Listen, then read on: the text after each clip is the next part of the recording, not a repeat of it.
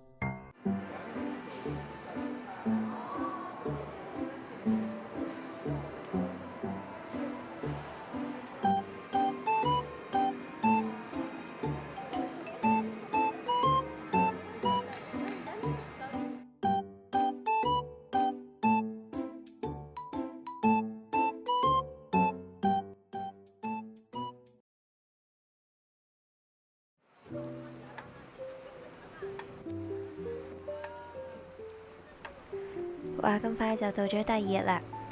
第一日嘅出勤地點係高見道Takamiishima。由於 call time 係6點25分呢，喺辦公室大樓集合啦。咁我就為咗唔同其他人撞時間用洗手間呢，我凌晨5點就起咗身準備。收到由事務所用 email 形式通知，所以琴晚收到之後呢，我就問咗啱啱認識嘅義工前輩初晨，可唔可以一齊出發啦？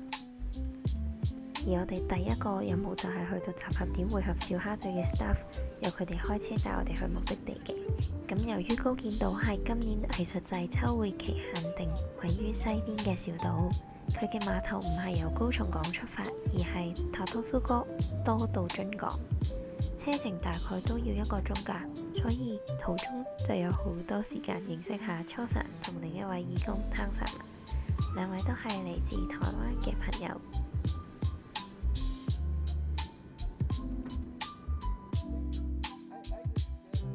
到咗碼頭之後，會合埋其他由本地嚟嘅義工，就一齊上船啦。佢哋大部分都係長輩嘅年紀，雖然自己嘅日文未算熟練，但係同佢哋傾偈咧都覺得幾有趣。亦都發現咗大家雖然嚟自唔同嘅國家、唔同背景、講唔同嘅語言啦，但係因為藝術祭咧而 share 一個共同嘅目標，變咗就算係短暫嘅相遇，當關係標喺呢個 common ground 上面，好似連語言障礙都變得細咗，變得好容易去用感受配合對方。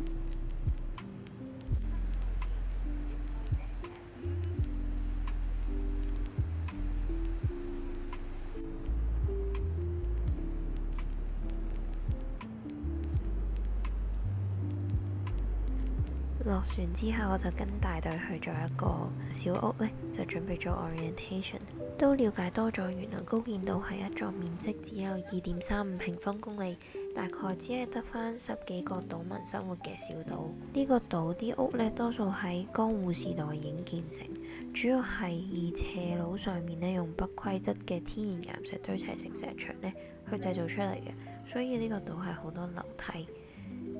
係好斜㗎。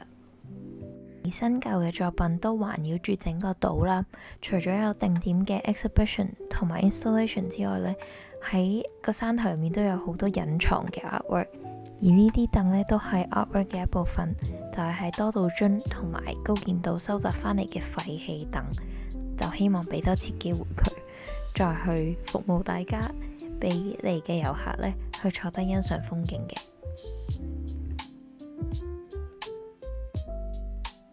而我第一個任務就係去抹凳啦，同之前嚟過高見島工作嘅義工相比呢，抹凳真係好輕鬆。佢哋話會俾我知呢，佢哋有搬凳啦，又有掹過釘啦，又有揼過釘啦，所以相比之下，抹凳真係一個比較輕鬆嘅工作。之後我就開始幫手打掃呢一間屋啦。聽講呢一間屋曾經係一個有錢人嘅屋企，因為佢嘅圍欄上面都有12生肖啦，係以前有錢人先至做到嘅嘢。上晝嘅工作就比較輕鬆，有簡單嘅 lunch break 之後呢，就開始下晝嘅活動啦。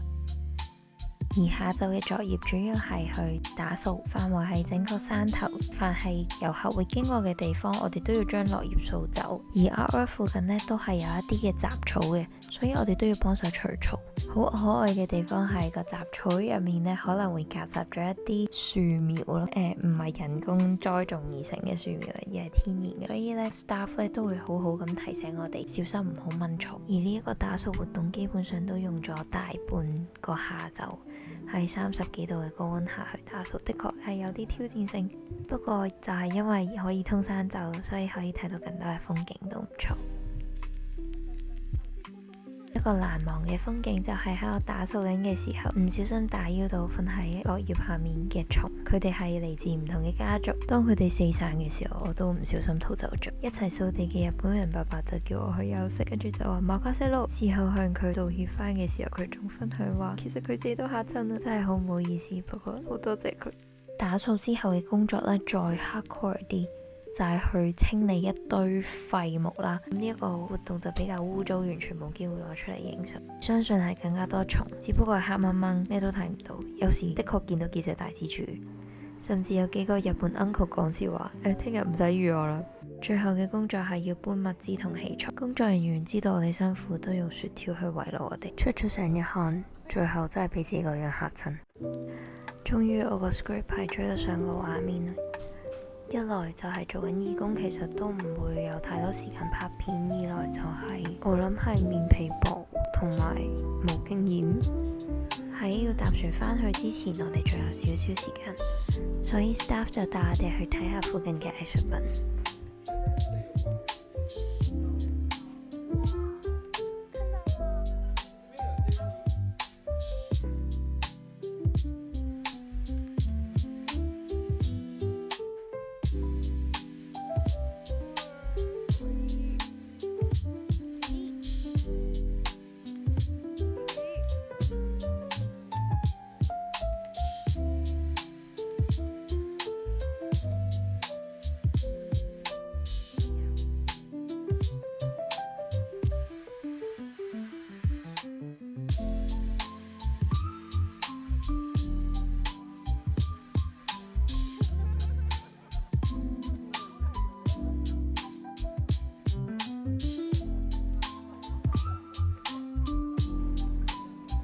第一日嘅小蝦隊體驗就完結啦，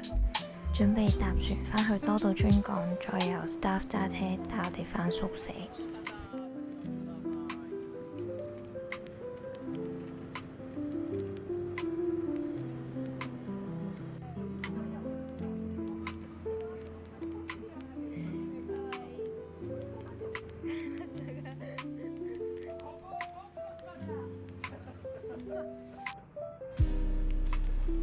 今日嘅感想主要係好感謝第一日出勤就就遇上好投契、相處得好舒服嘅義工同伴湯薩同埋初薩，仲有幾位本地義工，大家嘅包容同埋幫助都唔會 take it for granted。而都好相信善良 be kind 係一個選擇嚟，特別做義工，大家都冇一個利益喺度，所以呢啲嘅善良、幫助、包容等等都唔係必然。而我對自己嘅表現就有啲唔滿意啦，可能未習慣用日文溝通，都有理解錯做錯嘢嘅時候。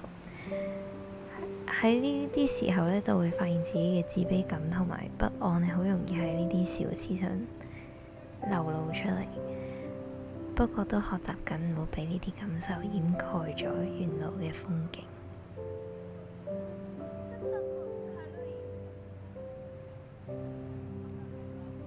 出發之前打風，到埗之後天氣報告又話一直嚟緊嗰個禮拜都係落雨或者陰天。其實我都冇乜希望噶啦，但係竟然睇到咁靚嘅夕陽，真係好多嘢都冇絕對。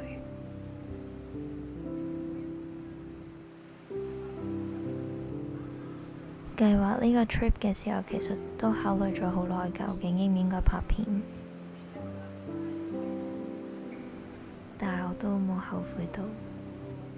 可以記錄呢啲景色，記錄自己嘅相遇經驗，就算唔太滿意自己拍出嚟嘅成果，但係對我自己嚟講有意義，我相信就足夠。